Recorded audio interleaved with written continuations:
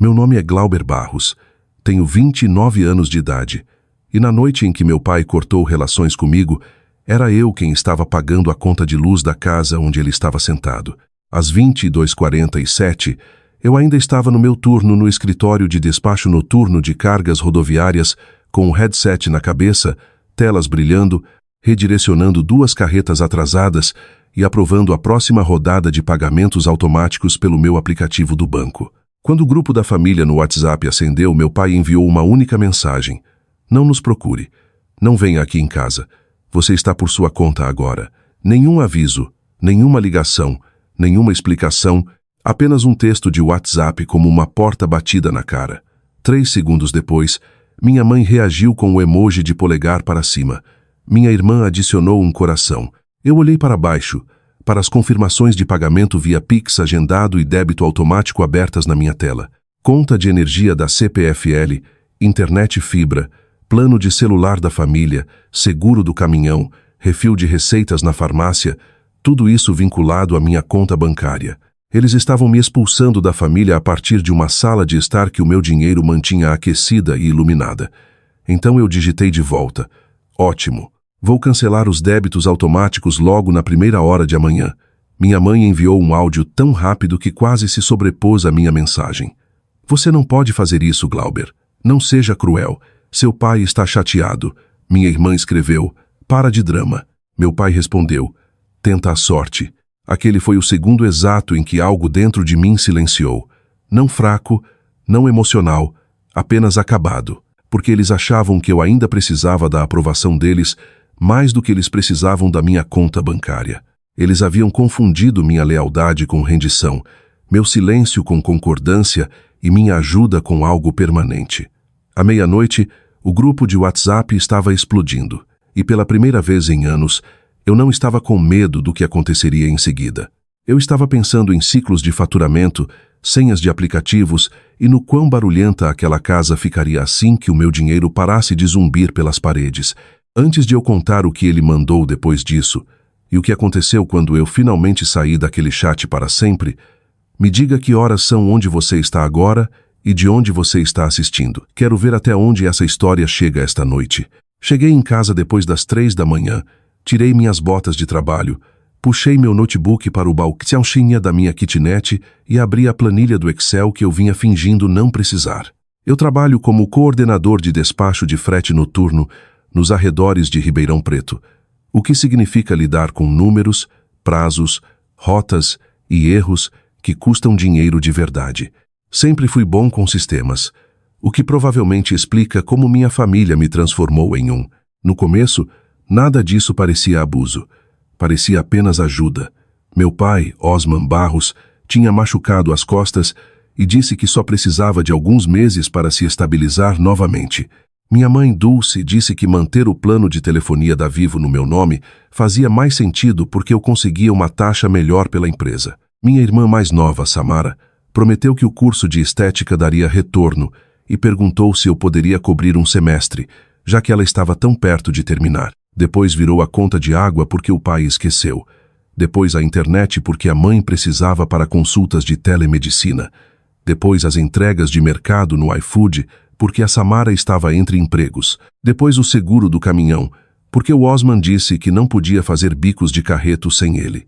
Depois a renovação automática da farmácia, porque a Dulce chorou no mês em que o cartão dela foi recusado. Eu dizia a mim mesmo que estava mantendo as coisas estáveis. O que eu realmente estava fazendo era construir uma máquina de suporte à vida e conectando meu próprio contra-cheque a ela.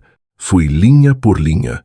Energia elétrica, gás de cozinha, água, Wi-Fi, 3 linhas de celular, seguro do caminhão, o saldo da mensalidade da faculdade da Samara, serviços de streaming que eu nunca usava, taxas de manutenção da casa, compras de emergência no mercado, retiradas na farmácia, uma parcela atrasada do IPTU.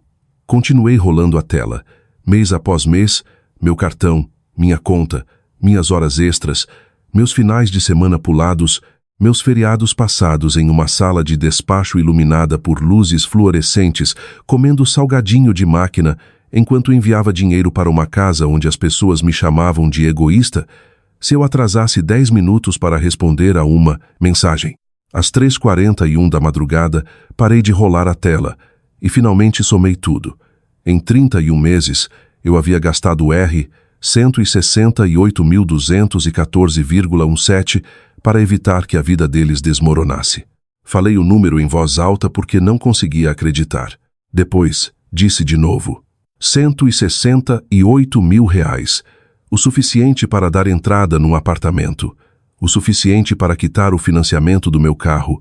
O suficiente para me permitir parar de escolher turnos duplos toda vez que eu me sentia culpado. Fiquei sentado ali encarando a planilha até que as células ficassem embaçadas.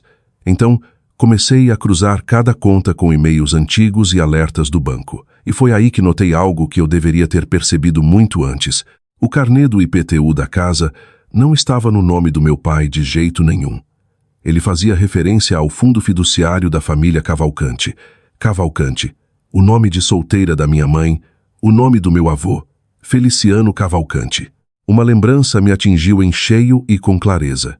Um ano antes, o avô tinha me perguntado quase casualmente: eles ainda dizem por aí que compraram aquela casa de mim? Eu tinha rido porque achei que ele estava brincando. Agora, fucei na minha caixa de entrada e encontrei uma velha corrente de e-mails, onde um aviso do cartório havia sido encaminhado para mim por engano. A casa não estava no nome do meu pai. O homem que estava me dizendo para não aparecer por lá sequer era o dono do teto sobre sua própria cabeça. Inclinei-me para trás, cobri a boca e ri uma vez, não porque algo fosse engraçado, mas porque o formato de toda aquela mentira finalmente tinha entrado em foco. Eu não estava sustentando uma família em dificuldades. Eu estava subsidiando uma peça de teatro. Eles podiam bancar os respeitáveis proprietários de imóveis. Eu ficava com o papel da extensão invisível escondida dentro da parede. Às 4h12, imprimi todos os extratos que consegui encontrar.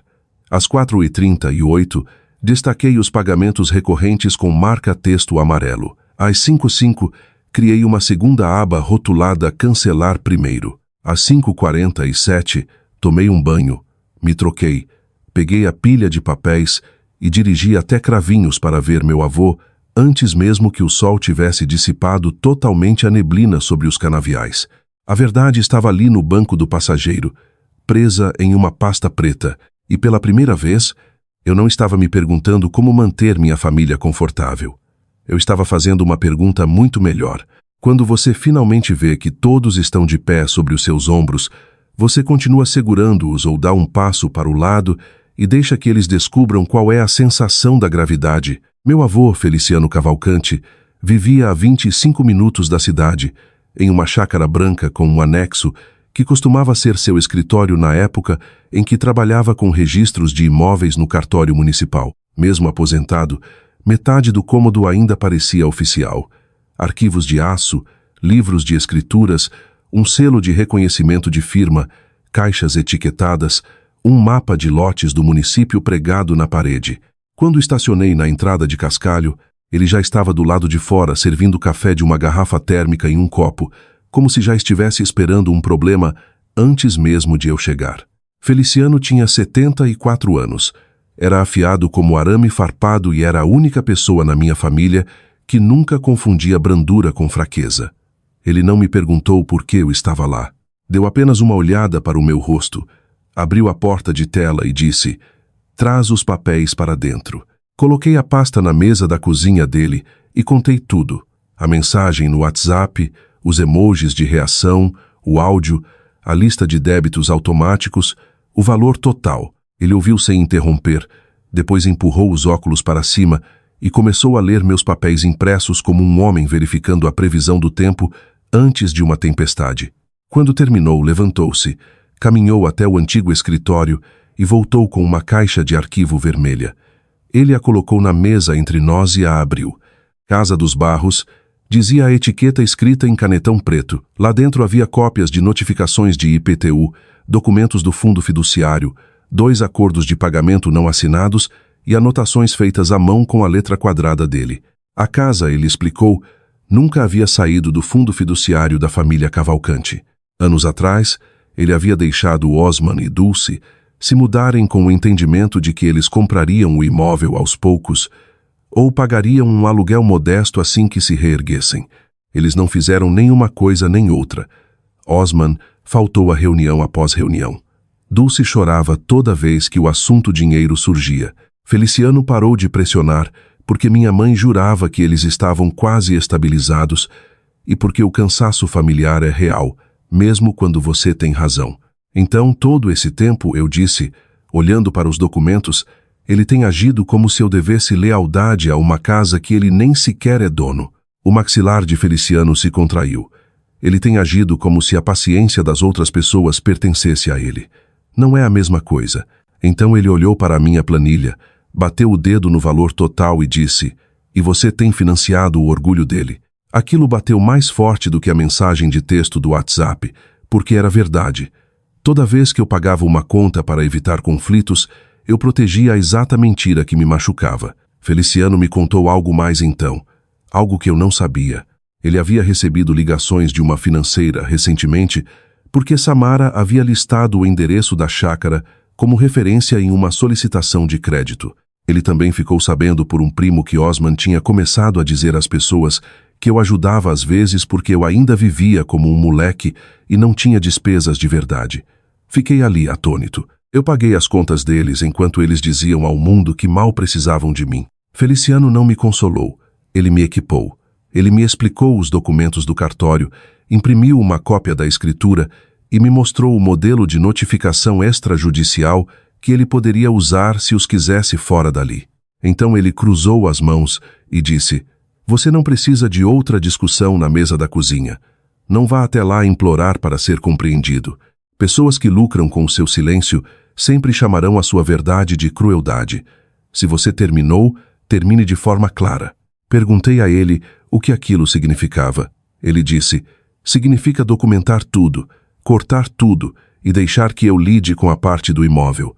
Você envia fatos, não sentimentos. Se eles querem drama, não alimente. Dê a eles datas, valores, prazos e consequências." Ele até me disse como fazer isso para que não houvesse confusão. Gravar um vídeo curto, manter minha voz firme, listar todos os pagamentos automáticos por conta e data de cancelamento. Enviar o balanço e não dizer mais nada. "E a casa?" perguntei. Feliciano recostou-se na cadeira. "A casa permanece sob o teto da minha autoridade, não do ego do Osman. Se ele forçar a barra, eu mesmo convocarei a reunião e deixarei os termos bem claros." Então, ele acrescentou em voz mais baixa: "Glauber, a bondade que não tem limites deixa de ser bondade. Vira permissão."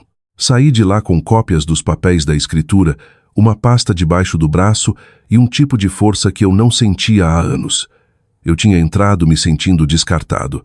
Saí percebendo que eu era o único naquela família que sempre agiu de boa fé. Não fui até a casa deles. Não liguei. Não escrevi um textão emocional de WhatsApp que eles pudessem distorcer como prova de que eu estava desequilibrado. Estacionei do lado de fora da central de despacho antes do meu próximo turno, apoiei o celular no volante, abri minha planilha e gravei um vídeo de 5 minutos. Eu usava meu colete refletivo de trabalho, com o cabelo ainda úmido do banho, olheiras fundas, sem filtros, sem encenação. Já que o pai disse que estou por minha conta agora, comecei. É isso que significa. Então compartilhei a tela do demonstrativo.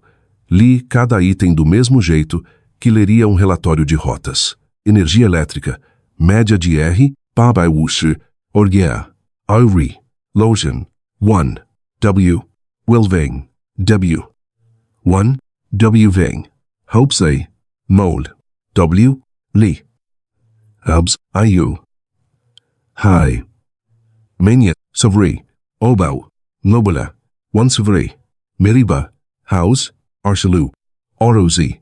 This is a ID, 1 Zilli. This is, or, Aiplings, Uberis, Ins, WO. Do, on, IG. This is, on. Verse, Obling, Jebudo, 1, Lem, 1 Sino, 0, W, Anor, 2, 850 Pomme, I, S, paga por mim durante 6 meses. G, E, R, Sencanado, M, I, Number Sing, Diada R, 280. Água e taxa de lixo R. Sanbailusher. Zaboleng. Laboleng. IM. IT. Amosit. WW. RD. My. Houd 0. Henri. 100 IB. Alwan. Vol. Louvre. Obli. Hodau. OB. On. End. 1. Record. ID. Sign. 1. O. Inzing. R. 1. Oblisex. Von. 2. Men. 360. Plano de celular da FAM. R. Lia. TR. E. Eslinhas. R. 740. Seguro do caminhão de Osman Barros. R. Ubailusher. 1. PIZ. Isri. IM. Harido. 1. In. 1. M. 1. IT. I2. Omi. Love. Obling. Who. Red. This is an A. Inzo. Ilu. Abi. These. 1. On. 1. Libeling. 2. Almo. By. IE. Part 1. Bive. IM. Srofa. Ode. Endeavor. 1. But. 2. Ori. The It. Hugh. Mode. 560. D. E. R. Bito Autom. A. A12. Tico da mensalidade da Samara Barros. R. 1100. Refis de farmácia para Dulce Barros. Variável mais recorrente. Conta do iFood e mercado. Com média de R. 1.500 mensais durante o último ano. Combos de internet e streaming. Consertos de emergência e uma parcela do IPTU. Eu não acusei, eu documentei. Então eu disse a única frase que eles precisavam ouvir. Porque fui instruído a não entrar em contato e não aparecer. Todo o suporte termina no mesmo espírito. Luz e gás serão transferidos ou cortados na sexta-feira. O pedido de transferência do plano de celular já foi submetido à operadora. O seguro do caminhão não será renovado. O pagamento da faculdade está cancelado. As contas de mercado estão fechadas. Os cartões de crédito na farmácia foram removidos dos aplicativos. Se precisarem de esclarecimentos, por favor, revisem a planilha em anexo. O avô Feliciano Cavalcante confirmou a questão do imóvel separadamente e entrará em contato com vocês sobre esse assunto. Em seguida, enviei o vídeo para o grupo da família no WhatsApp com o assunto. Já que estou por minha conta agora. Por exatos 15 segundos, nada aconteceu. Então o celular detonou. Osman, seu moleque ingrato. Dulce, por favor, me liga antes de fazer qualquer besteira. Samara, você não pode mandar planilhas assim para os outros. Isso é loucura. Osman novamente. Você acha que porque ganha um dinheirinho pode me humilhar? Em seguida, os áudios começaram a chegar como fogo de metralhadora. Minha mãe chorando, meu pai gritando por cima dela. Samara falando tão rápido que metade de suas palavras se misturavam. Eu não respondi a nenhum deles. Abri cada aplicativo e comecei a fechar portas. Cancelar renovação automática. Remover método de pagamento. Revogar autorização de débito. Encerrar acesso compartilhado. Transferir linha. Bloquear cartão virtual. Alterar senha. E-mail de confirmação. SMS de confirmação. Tela de confirmação. Foi cirúrgico. Sem gritaria. Sem cena. Apenas um sistema finalmente recusando dados inválidos. Às 11 daquela manhã, os efeitos já haviam começado. Osman enviou 3 mensagens furiosas de WhatsApp porque tinha ido pegar um bico e descobriu que o seguro do seu caminhão constava como cancelado na renovação. Samara me ligou de um número desconhecido porque a catraca da clínica de estética havia bloqueado sua entrada para as horas práticas após a baixa de pagamento não ter caído no sistema. Dulce deixou um áudio sussurrando que de repente não conseguia usar a conta da farmácia. E por que você faria isso com a sua própria mãe? A pergunta melhor seria por que eles achavam que eu deveria continuar financiando pessoas que tinham acabado de me dizer para não aparecer por lá. Mas eu ainda não respondi. Em vez disso, durante meu horário de almoço, fiz algo que eu não me permitia fazer há 2 anos. Usei meu próprio dinheiro para o meu próprio futuro. Paguei a taxa do fiador de um apartamento de um quarto mais perto do trabalho. Me matriculei no programa de certificação de supervisores que minha empresa vinha me incentivando a fazer. Transferi parte do meu salário para uma conta poupança que nomeei de paz. Quando meu turno terminou, o chat em grupo tinha passado de insultos para pânico. A última mensagem que vi antes de silenciar foi do meu pai. Você já provou seu ponto. Liga tudo de novo. Foi quando eu soube que o ponto finalmente tinha chegado. Não quando me chamaram de cruel. Não quando gritaram, mas quando pediram o conforto de volta. Você já notou o quão rápido as pessoas param de te chamar de egoísta no instante em que percebem que os seus limites vão causar incômodos a elas? Eu achava que a pior parte seria a raiva. Eu estava errado. A pior parte foi o que eles fizeram depois que entenderam que eu não iria voltar. 2 dias depois, recebi uma mensagem no Facebook de uma mulher de Sertãozinho que eu nunca tinha visto. Ela se desculpou por me incomodar. Disse que havia comprado uma pulseira de berloques de prata num grupo de desapego local e queria saber se a gravação de dentro tinha um significado importante antes de mandar polir no joalheiro. Ela mandou uma foto. Meu estômago embrulhou com tanta força que tive que me sentar. A gravação dizia: "Para a mãe, com amor, Glauber." Eu tinha dado aquela pulseira para Dulce depois que ela terminou a radioterapia 6 anos antes. Comprei com meu primeiro 13º. Ela tinha chorado quando eu entreguei. Agora, havia sido vendida na internet por R$ 80. Antes que eu pudesse processar aquilo, outra mensagem chegou de um homem que comprou uma câmera Polaroid antiga na Feira do Rolo e encontrou minha velha etiqueta de nome guardada no estojo. Aquela câmera era minha desde o ensino médio, guardada num armário na casa da família porque eu não tinha espaço na minha kitnet. Depois uma terceira. Uma bolsa de ferramentas de couro com uma placa de metal gravada para mim havia sido anunciada em um bazar por uma mulher mais jovem e uma senhora. Eles não estavam apenas sentindo falta do meu dinheiro, estavam convertendo meu amor em dinheiro vivo. Fiquei sentado no meu sofá encarando aquelas fotos, sentindo algo mais frio do que um coração partido se instalar. Mais tarde, naquela mesma tarde, minha prima Zaira ligou e perguntou se eu estava sozinho.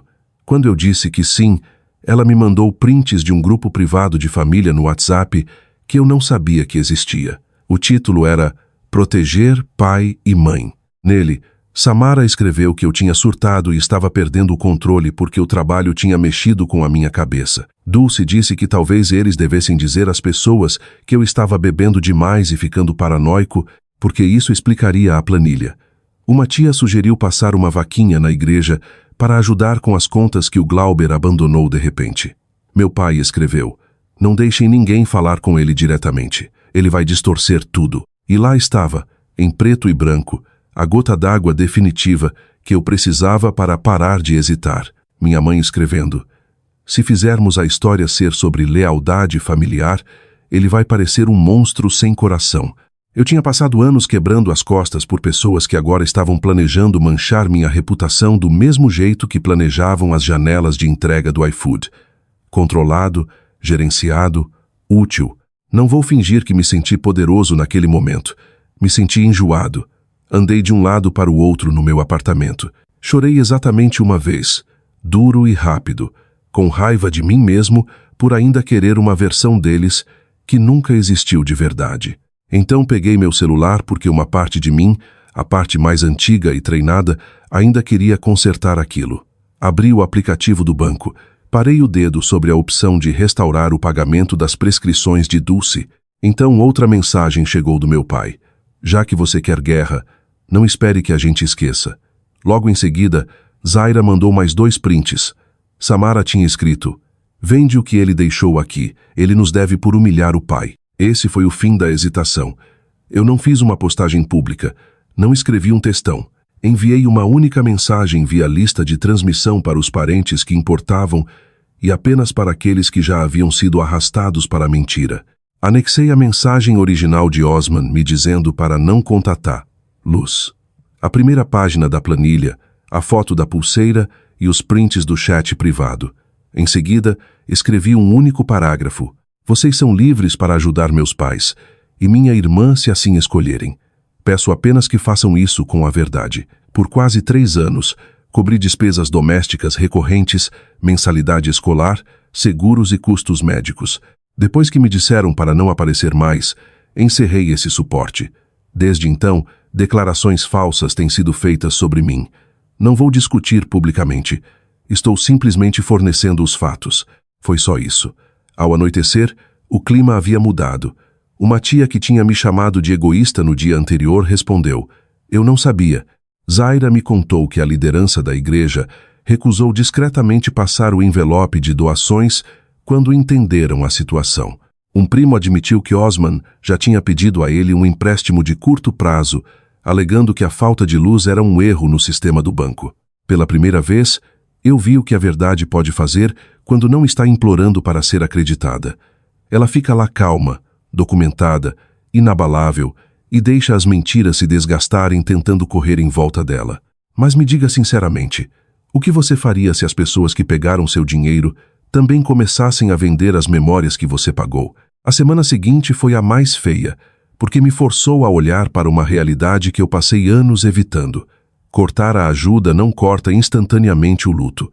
Eu ainda sentia falta da família que achei que tinha. Eu ainda esticava a mão para o celular para contar para minha mãe sobre um motorista engraçado no meu turno ou para perguntar à minha irmã se ela lembrava daquela padaria na beira da rodovia Anhanguera, onde a gente rachava um pedaço de torta depois da escola. O trauma não desaparece no instante em que você cria uma espinha dorsal. Às vezes, ele fica mais barulhento primeiro, mas as consequências também estavam ficando mais barulhentas. O avô Feliciano ligou para avisar que o advogado do fundo fiduciário havia revisado o arquivo do imóvel e estava preparado para emitir um aviso formal se Osman continuasse fingindo que a casa era dele. A operadora de celular confirmou que a transferência de linha falhou porque ninguém do lado deles havia enviado o comprovante de renda. A seguradora mandou uma carta de cancelamento. Então, a companhia de energia me informou que alguém havia tentado reautorizar meu antigo cartão de débito pelo portal online. Eles não conseguiam ver o número completo, mas o perfil salvo havia sido selecionado e rejeitado porque eu já havia removido a autorização. Sentei na minha mesa no trabalho encarando aquele alerta até minha mão parar de tremer. Mesmo agora, mesmo depois da mensagem me expulsando, mesmo depois das mentiras, eles ainda estavam tentando colocar a mão na minha conta bancária no escuro e religar a chave. Naquela noite, dirigi até a casa para buscar as últimas das minhas caixas. Não fui sozinho. Feliciano veio na sua caminhonete e estacionou na calçada sem sair do veículo. Apenas perto o suficiente para eles verem que eu não estava mais chegando desamparado. No minuto em que pisei na varanda, Samara abriu a porta com o celular na mão, com a câmera já apontada para mim. "Dá oi para a internet, Glauber", ela disse, arrogante e frágil. Passei pela lente como se fosse um cabideiro. Osman estava na sala fingindo parecer despreocupado. Dulce estava sentada na poltrona reclinável com os olhos vermelhos e um cobertor sobre o colo. O retrato da maternidade ferida. Teria funcionado comigo uma vez. Não naquele dia. Peguei as 2 caixas de plástico marcadas com a minha caligrafia, chequei o armário do corredor e vi que metade das coisas que eu tinha deixado ali havia sumido. "Onde está minha jaqueta de frio?" eu perguntei. Samara deu de ombros. "Talvez você devesse ter vindo visitar mais vezes." Osman bufou. "Já terminou o seu showzinho?" Essa frase quase me fez rir. O homem que me mandou sair da vida dele por WhatsApp de dentro de uma casa que estava no fundo de outro homem estava me chamando de dramático. Coloquei as caixas perto da porta, tirei 3 envelopes da minha mochila e os coloquei na mesa de jantar. "Estas são cópias", eu disse. Uma é o aviso das contas da operadora e da CPFL, confirmando a remoção das minhas autorizações de pagamento. Uma é o inventário dos meus pertences vendidos ou desaparecidos. Uma é o aviso de reunião do Feliciano Cavalcante para sábado, às 10 da manhã, referente a esta casa. Meu pai nem sequer tocou nos papéis. "Esta casa é minha", ele disse. "Ninguém vai me arrastar para o escritório de um velho qualquer." Olhei para ele por um longo segundo. Depois disse: "Esse velho qualquer ainda tem a escritura." Pela primeira vez ele piscou errado. Só uma pequena travada. Mas eu vi. Dulce começou a chorar imediatamente. Não porque estava chocada, eu acho, mas porque ela sabia. Ela sempre soube. Samara abaixou o celular sem querer. Osman se recuperou primeiro e tentou a raiva. Ele não faria isso com a própria família. Peguei minhas caixas. Ele pode fazer. Eu respondi. Especialmente depois que você se serviu da minha. Então eu saí. Na caminhonete, Feliciano não perguntou como foi. Ele me entregou uma pasta do escritório de advocacia e disse: leia a opção de acordo de pagamento esta noite.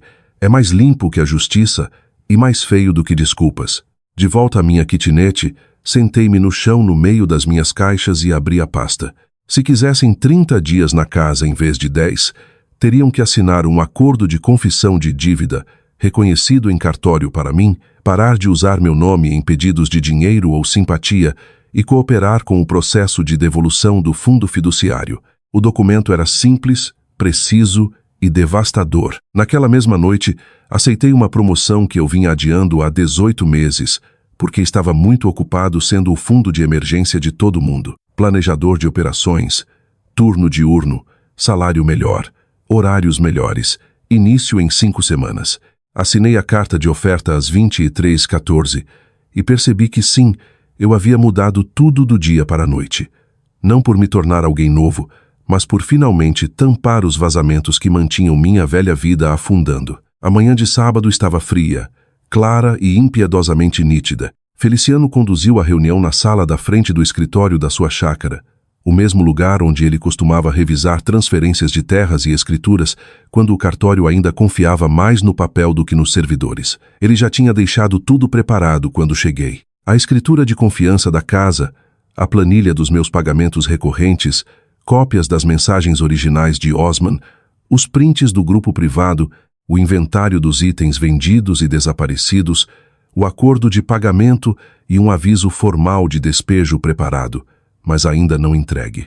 Quando Osman, Dulce e Samara entraram, pareciam menos furiosos do que eu esperava e mais exaustos.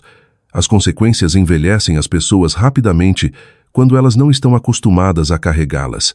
Samara havia perdido a arrogância da varanda. Dulce parecia menor de alguma forma, como se a culpa finalmente a tivesse curvado para dentro. Osman entrou tentando se manter de pé, mas havia tensão em cada movimento. Feliciano não ofereceu café, não ofereceu consolo. Ele simplesmente disse: sentem-se. Ninguém discutiu com ele. Ele começou pelo imóvel. A casa na Rua dos Algodoeiros permanece sob o fundo fiduciário da família Cavalcante. Nenhuma transferência de escritura foi concluída. Nenhum contrato de compra foi cumprido. Nenhum aluguel foi pago consistentemente. Portanto, a alegação de que é de vocês é falsa. Osman abriu a boca e Feliciano ergueu uma mão. Você vai ouvir primeiro. Você tem falado demais em terreno emprestado. Então ele se virou para mim e acenou com a cabeça.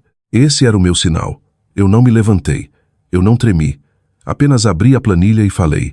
Ao longo dos últimos 31 meses, paguei R$ 168.214,17 em sustento recorrente da casa, incluindo contas, telefone, seguro de caminhão, faculdade, mercado, custos de farmácia e despesas de emergência. Fiz isso porque acreditava que estava ajudando a família a passar por uma fase difícil. Na terça-feira à noite, o pai me mandou não entrar em contato, não aparecer por lá e me avisou que eu estava por minha conta. A mãe e a Samara apoiaram essa mensagem. Acreditei na palavra de vocês. Samara começou a chorar antes mesmo de eu chegar às condições. Aquele som teria me desmontado uma vez. Agora, soava apenas atrasado. Empurrei o acordo de pagamento para frente.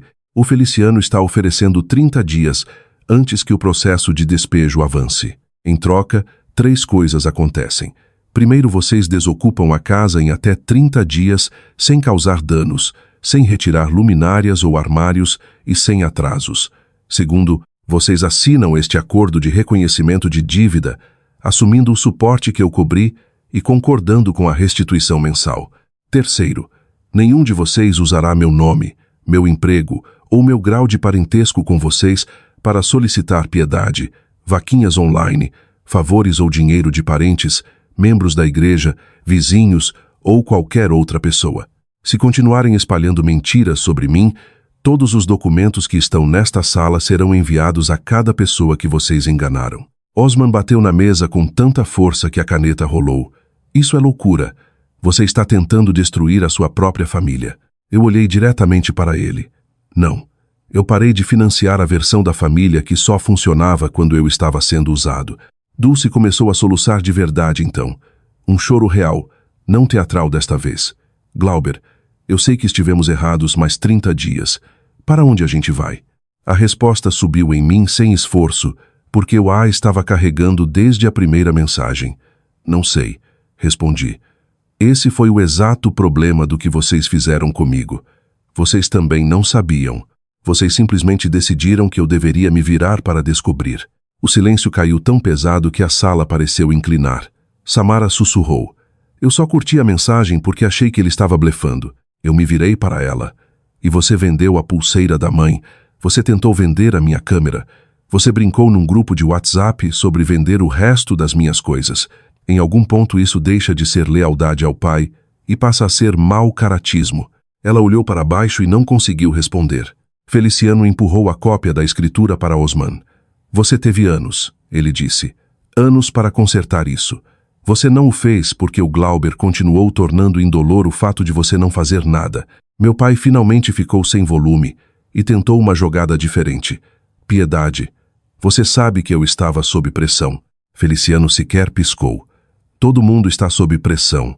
A maioria das pessoas não resolve isso subindo nas costas do próprio filho e chamando isso de paternidade. Foi a frase mais dura que alguém já dissera na frente dele.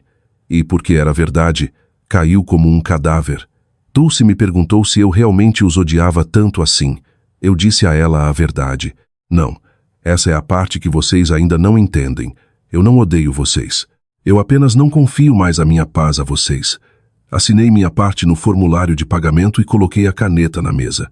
A partir de agora, vocês vão aprender a viver sem o meu dinheiro e eu vou aprender a viver sem ser amado apenas quando sou útil.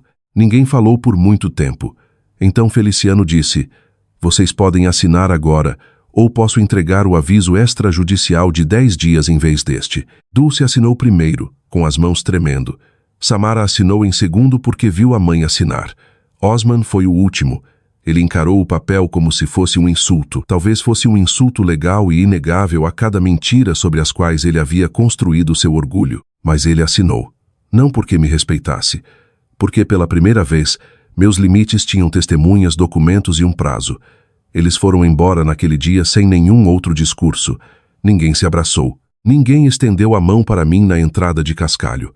Não havia mais nada a ser encenado. 30 dias depois, Feliciano cumpriu a promessa.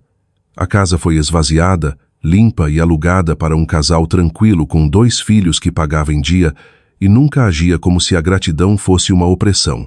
Osman se mudou para uma pequena casa alugada na periferia da cidade e pegou trabalhos reais de carreto, porque blefar não pagava mais a gasolina. Dulce conseguiu um emprego de recepcionista em uma clínica odontológica e 3 meses depois mandou o primeiro Pix marcado como reembolso. Samara terminou a faculdade da maneira mais difícil, com empréstimos do FIES, trabalho de meio período e sem ninguém sobrando para ser transformado em arma contra mim. E eu? Eu aceitei a promoção para o turno de dia. Me mudei para o apartamento perto do trabalho com janelas que davam para o pátio logístico em vez da crise de outra pessoa. Comprei meu próprio sofá. Reconstruí minhas reservas financeiras. Passei a dormir a noite toda sem acordar com áudios, emergências falsas ou culpa disfarçada de dever familiar. Às vezes as pessoas perguntam o que mudou tudo do dia para a noite. Não foi vingança no sentido de uma cena barulhenta de cinema. Foi uma única decisão. Eu parei de pagar pelo desrespeito. Foi isso. Essa foi a chave. Assim que eu a desliguei, cada mentira daquela família teve que sobreviver com sua própria força e a maioria delas não conseguiu. A lição que levo comigo agora é simples e eu gostaria de ter lá aprendido mais jovem. Nem todo mundo que compartilha o seu sangue merece acesso ilimitado ao seu sacrifício. Às vezes, a coisa mais amorosa que você pode fazer por uma família tóxica é deixá-los enfrentar as consequências das quais você vem os protegendo. As pessoas não crescem enquanto estão em pé nas suas costas, e você não se cura enquanto chama a sua própria exaustão de lealdade. O dia em que meu pai me disse que eu estava por minha conta, ele achou que estava me punindo. O que ele realmente fez foi me libertar. Então, deixo vocês com isso. Se as pessoas mais próximas a você só dão valor quando você é útil, você ainda chamaria isso de amor? Ou você finalmente chamaria as coisas pelo nome que tem e iria embora?